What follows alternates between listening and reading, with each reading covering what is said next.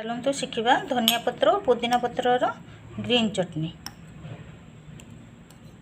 Green चटनी तो समस्ते जानी थे धनिया पत्र तैयारी हुए।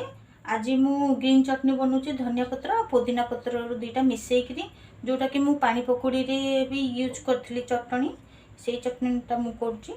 आटा बहुत रेसिपी रे काम आसे किछि न होले घरे आपण माने स्नैक्स आलू चॉप बा ब्रेड चॉप बरा सहित भी खाई पारे। ता छड़ा आपण राइस तैयारी कर पारे, गुपचुप पानी तैयारी कर पारे। बहुत रेसिपी रे एटा यूज हुए करिकी फ्रिज रखिदेले आपण मान को रंधा रंधी कला बेलू बहुत इजी हम। मुझे दीटा बाउल भर्ती माने जी पुदीना पत्र ने डबल मु धनिया पत्र नहीं आपण मैंने चाहिए रेसियो दुईटा सामान रखी भी पारती। किंतु पुदीना पत्र जेहेतु बहुत लोक टिके भल लगे तार टेस्टा बेले बेले तेणु आप माने जी 1:2 रेसियो भी नहीं कि करेंगे यहाँ बहुत भल लगे।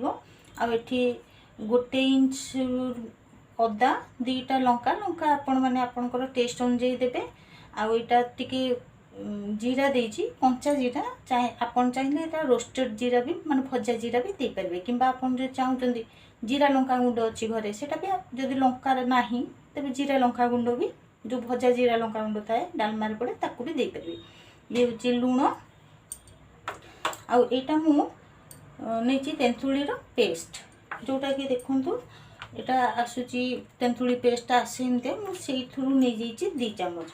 आपण मैंने जदि डायरेक्ट तेंतुली नेबे ताले 1 चामच रु 1.5 चामच भितर ताकू नेबे कहीं आपणकर खटार टेस्ट अनुजाई आपन ताकू यूज करेंगे। एथिरे जेहेतु लुण ऑलरेडी अच्छी मुझे टमारिन पेस्ट जो आपन तेंतुली रस जदि यूज करेंगे एथिरे लुण थाए आपन से अनुजाई लुणटा एठी एडजस्ट करके देवे। तेरे आसतु ये सबू को यहाँ हूँ 7टा इंग्रेडिएंट अच्छे देखो धनिया पत्र पुदीना पत्र तेंतुली रस अदा कंचा लंका जीरा लुण केवल 7टा इंग्रेडिएंट नहीं। आउ जी पियाज रसुण खावा चाहते सी रसुण 4 कोला मिसई दे पारे।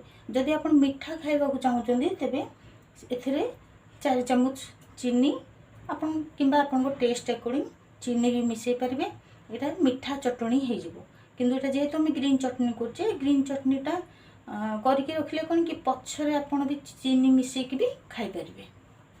मु बर्तमान को पेस्ट करके देखौची देखंतु चटनी बर्तमान रेडी हो जाइए।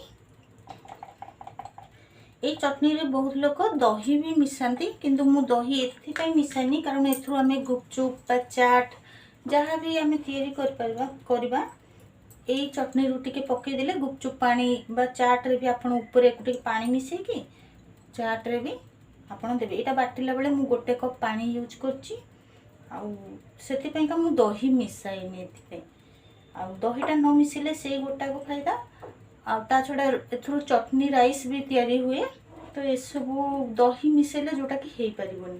तेणु मु एथिरे सब बेले तेंतुली रस बा तेंतुली पेस्ट ही यूज करे।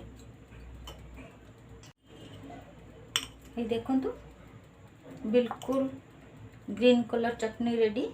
आपण माने भी घरे यही चटनीटा रेडी करके फ्रिज रे रखिकी आपण माने खाई परिबे। 15-20 दिन कौन मासे जाए भी रही ये चटनी किसी असुविधा हेनी। यहाँ करके एमती रखीदे आप विभिन्न रेसिपी आप यूज कर पारे। आपण मो वीडियोटा केमती लगला निश्चय कमेंट करके जणेबे।